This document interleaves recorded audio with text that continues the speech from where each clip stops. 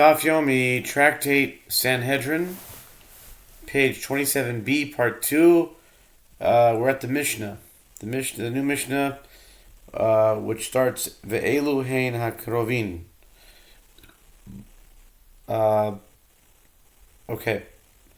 The Mishnah says Ve'elu hein hakrovin, Achi aviv, Achi imo, Ubal achoto, Ubal achot aviv, Ubal achot imo, Ubal imo, V'chamiv, V'giso, Hen uvnehen, V'chatnehen, V'chorgo levado.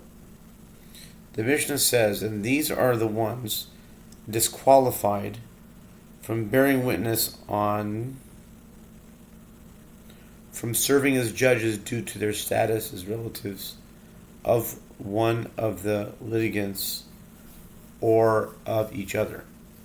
One's brother and his paternal uncle, and his maternal uncle and his sister's husband, and the husband of his paternal aunt, and the husband of his maternal aunt, and his mother's husband, and his father-in-law, and his brother-in-law. In other words, the husband of his wife's sister. They themselves, all of these people, and also their sons and their sons-in-law are considered relatives. And his stepson alone is disqualified, but not his stepson's sons-in-law. Amr Rabbi Yossi zu Mishnas Rabbi Akiva. Aval Mishnas Rishona Dodo Uben Dodo Kol Roi Liorashav Kol Karov Lo Beoto Sha.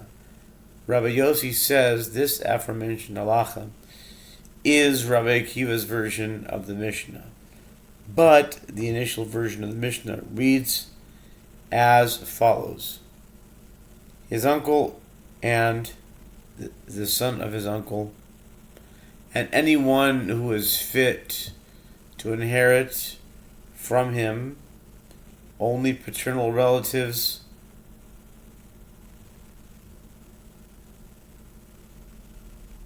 who are fit to inherit from him are disqualified. Maternal relatives who do not inherit from him are not disqualified from bearing witness about him or from adjudicating his case. And the halacha disqualifying a relative from bearing witness or serving as a judge is referring to anyone who is related to him at the time of the trial. Haya karov v'nis rachek harei ze kasher.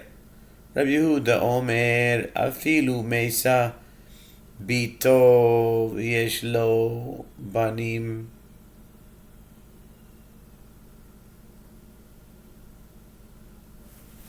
Mimenu harei ze karov. If one was once a relative and became unrelated by the time of the trial, for example, he married the daughter of one of the litigants, but she died or they were divorced. In this case, he is fit. Rabbi Yehuda says even if his daughter died, but her husband, the former son-in-law, has children from her, he is still considered a relative. The children cause them to remain related. Ha'ohev ha'asoneh ohev ze shishovino. Soneh kol shelo diber imo shlosha yomim ba'eva.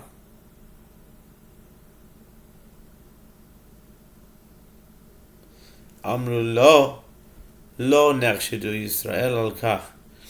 One who loves or one who hates one of the litigants is also disqualified. With regard to one who loves one of the litigants, this is referring to his groomsmen. One who hates is referring to anyone who, out of enmity, did not speak with the litigant for 3 days.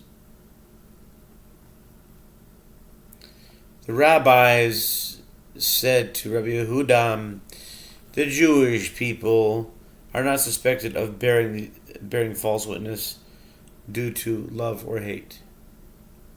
Huh? That doesn't make sense at all. Anyway, continue. The Gemara says, Menani Mili, the Tanu Rabbanan lo yimusu avos al banim. Ma tamad lomer im lalamed shelo yimusu avos avon banim ubanim ba'avon avos. Hare kfar nemar ish becheto yumutu. From where is this matter that relatives are disqualified from bearing witnesses derived?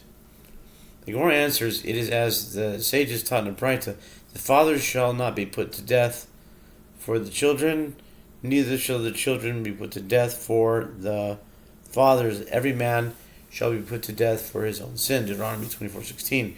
Why must the verse state in the first clause, if it is to teach that the fathers shall not be put to death for the sin of the children, nor shall the children be put to death for the sin of the fathers? This is unnecessary, as it is in any event stated, every man shall be put to death for his own sin. Ela lo yamusu avos al banim be'edus banim. Ubanim lo yamusu avos be'edus avos. Rather, the statement the father shall not be put to death for the children should be interpreted to mean that they should not be put to death by the testimony of the children. And the statement, neither shall the children be put to death for the fathers, should be interpreted to mean that they shall not be put to death by the testimony of the fathers. Uvanim ba'avon avos la tichsib poked avon al bani. The Gemara asks, and are children not put to death for the children of the fathers? But isn't it written, visiting the iniquity of the fathers upon the children, and upon the children's children, upon the third and unto the fourth generation, Exodus 34:7. Hasam kishachsim masya avosim. Where answers there, the verse is referring to a situation where the children adopt the actions of their ancestors as their own. If they do not behave like their ancestors, they are not punished for their ancestors' sins. Kiditanya ve'af be'avonos avosam itam yimaku keshochas masi avosihem b'yedehem ata omer keshochazin o eno ela keshe'eno chazin keshu omer ish becheto yamutu. Hare keshochazin maaseh avosihem b'yedehem. This is, as it is taught in the Braita, the verse, and also in the inquiries of their fathers, shall they pine away with them. Leviticus 26:39 is referring to a case where they adopt the actions of the ancestors as their own.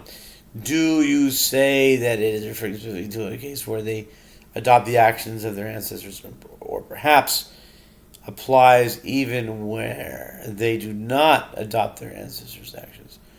When the verse states, every man shall be put to death for his own sin, the Torah explicates that one is not to be put to death if he did not sin. Therefore, the verse in Leviticus is clearly referring to a case where they adopt the actions of their ancestors as their own. V'lo v'chativ v'kashlu ish be'achiv ish be'avon achiv melamed shekulan arivim zeh v'zeh. The Gemara asks, and are descendants not punished for the sins of their ancestors unless they adopt their behavior? But isn't it written, and they shall stumble one upon another? Leviticus 26:37. This verse is homiletically interpreted to mean that the Jewish people shall stumble, one due to the iniquity of another, meaning they are punished for each other's sins, which teaches that all Jews are considered guarantors responsible for one for another. Hasam shehaya biyadam limchoz belomichu. The Gemara answers there in the verse in Leviticus. The reference is to a case where others had the ability to protest the sin, but they did not protest. Consequently, they are punished for not protesting, regardless of any familial relationship they may have had with the sinner.